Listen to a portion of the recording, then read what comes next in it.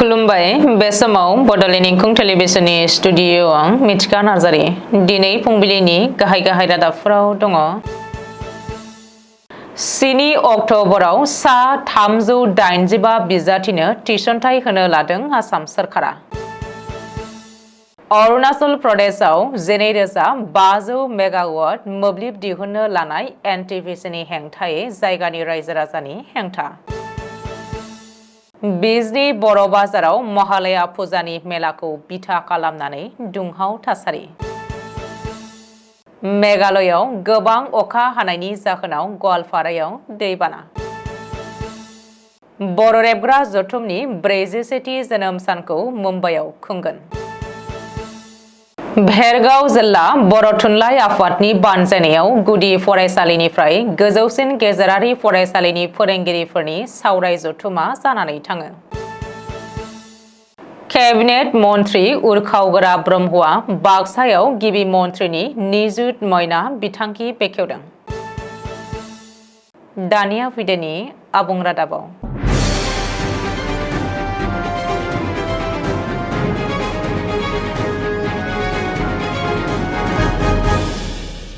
गुवाहाटी नोगोरमानि भाङाखराव थानाय GMCH नब्लाङाव गिबि मन्त्रि डक्टर हिमन्त बिश्व शर्मा आरो सोलोंथाइ मन्त्रि डक्टर रनज पेगुनि नुजाथिनायाव 7 अक्ट'बर समबारखालि गासै सा 385 बिजाथिनो थिसनथाइ होनो लादों आसाम सोरखारा।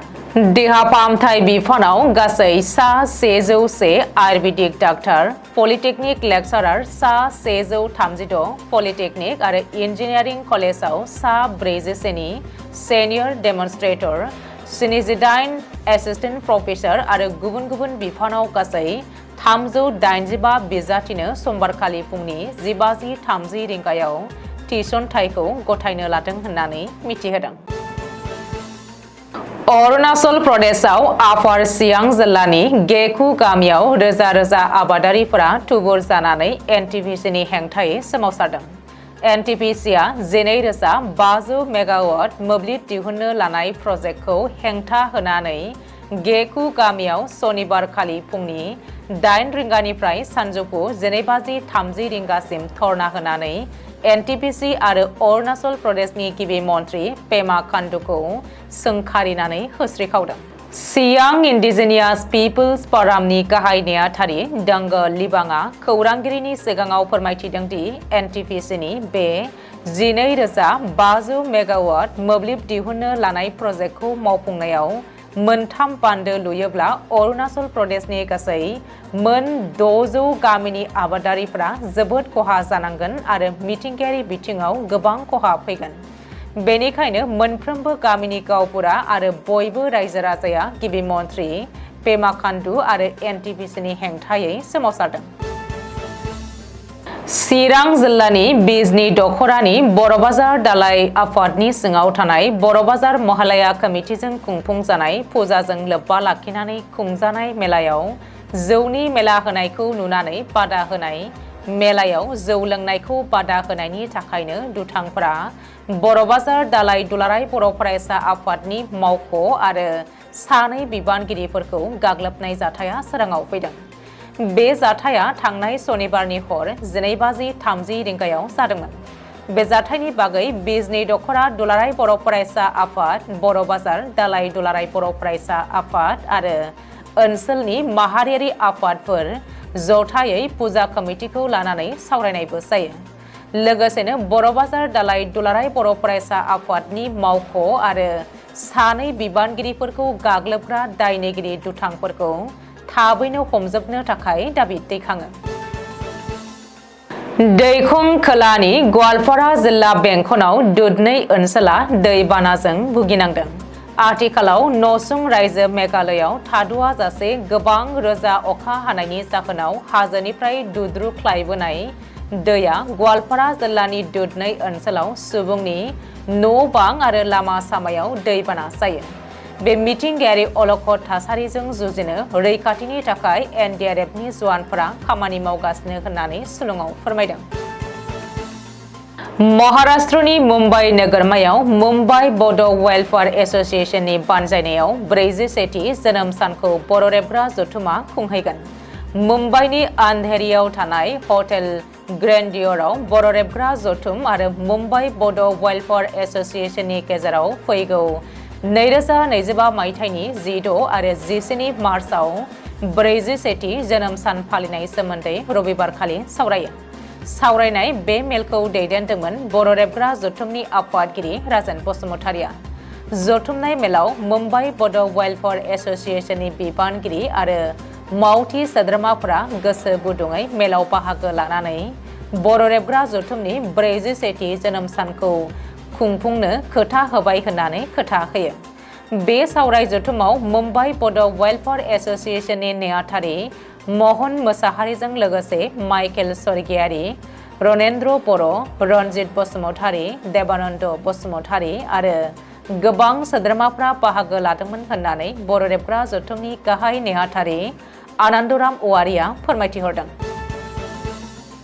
भेरगाव जिल्ला बर' थुनलाइ आफादनि बानजायनायाव गुदि फरायसालिनिफ्राय गोजौसिन गेजेरारि फरायसालिनि फोरोंगिरिफोरनि सावराय जथुम हाबाफारिखौ भेरगाव जिल्ला बर' थुनलाइ आफादनि आफादगिरि बुद्धेश्वर बर'नि मासि सामलायनायाव नर्थ दरं सेनियर सेकेन्डारि फरायसालियाव खुंफुंनाय जायो।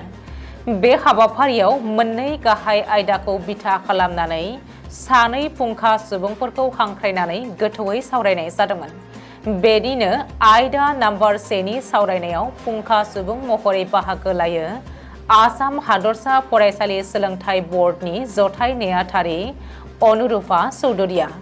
आयदा नाम्बार 2नि सावरायनाय गोनां आयदायाव फुंखा सुबुं महरै बाहागो लायो दुलाराय बर' फरायसा आफादनि लोगो आफादगिरि खोरोमदाव औवारिया। बे हाबाफारियाव बाहागो लानानै बर' हारिखौ सोद्रोम हारि महर होनो जोंनि फोरोंगिरि बिथांमोना बिबान लालांबाय थानांगोन होननानै दुलाराय बर' फरायसा आफादनि लोगो आफादगिरि खोरोमदाव औवारिया गावनि बिबुंथियाव बुंथियो। बे हाबाफारियाव गाहाय आलासि महरै बाहागो लायो बर' थुनलाइ आफादनि गाहाय नेहाथारि नीलकान्त गयारिया। लोगोसेनो बे हाबाफारियाव बाहागो लायो दुलाराय बर' फरायसा आफादनि थुनलाइयारि नेहाथारि मिनिसोरां ब्रह्म, मावख' नेहाथारि नितु बर', अदालगुरि जिल्ला एबसुनि लोगो आफादगिरि रबिन्द्र बर', गाहाय नेहाथारि बाबुल बर' आरो गोबां फोरोंगिरिफोरा बाहागो लादोंमोन। गिबि मन्त्रि डक्टर हिमन्त बिश्व शर्मानि दैदेननाय हादोरसा सोरखारा बेखेवनाय गिबि मन्त्रि निजुत मयना बिथांखिखौ रबिबारखालि दुलाराय आसामजों लोगोसे बाक्सा बियाबनि हिन्जावसा फरायसाफोरनि थाखाय बेखेवनाय जायो। आखाइ शिल्प आरो सेरिकालचार बिफाननि मन्त्रि उरखाव ब्रह्मआ हाबाफारि बायदियै बाक्सा बियाबनि सा 1464 फरायसाफोरनो बिथांखिनि गेजेरजों चेक राननानै होयो। बे बिथांखिनि सेथि किस्तिखौ राननानै मन्त्रि ब्रह्मआ बुङोदि लाइमोन आइजोफोरखौ समाजनि जौगानायनि थाखाय सोलोंथाइ होनाया जोबोद गोनांथार। आरोबाव बुंबावदोंमोन दि दिनैनि फरायसाफोरनो गोहो होनाया गाबोन मोनसे गोख्रों आरो आत्मनिर्भर समाज दानायाव मदद होगोन। बे बिथांखिया खालि बिसोरनि सोलोंथायारि दावबायनायखौ मदद होनाय नङा, नाथाय गथ'सा हाबाखौ होबथानाय, बिसोरखौ उदां आरो सोलोंथाइ गोनां सुबुं जानो थुलुंगा होनायावबो जर'खा बिफाव लागोन। बाक्सा जिल्लानि मसलपुराव खुंनाय हाबाफारियाव साफागुरिनि एमएलए भुपेन बर'जों लोगोसेनो कक्लाबारिनि एमसिएलए मन्टु बर' आरो बाक्सा जिल्ला बेंगिरि गौतम दासआ नुजाथिदोंमोन। बे बिथांखिनि गोलाव समखान्थि मुलाम्फाफोरनि सायावबो गुवारै सावरायदोंमोन। गिबि मन्त्रिनि निजुत मयना बिथांखिनि जोहै धोनि आरो निखावरि सायख'आलासे गासैबो नखरनि फिसाजोफोरा मुलाम्फा जागोन। दिनै फुंबिलिनि रादाबा एसेनोसै। गोजोन्थों।